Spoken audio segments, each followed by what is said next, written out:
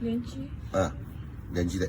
插上去之后。对，然后电源是2个，一个是包装机的，一个是帽子机的。反正这2个都插起来。对。好。通电是各通各的。前面空气。这里，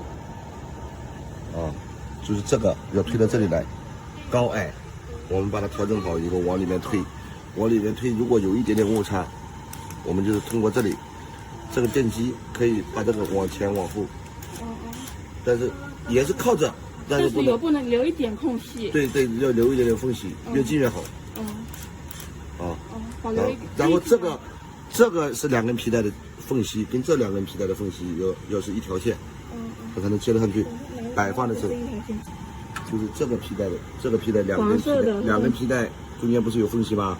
然后我们黑色的皮带，你看这里不是也有缝隙吗？对，要保持2个缝隙，靠着筋，但是又不能贴的。然后还要成一条线，还要保持一条直线。对。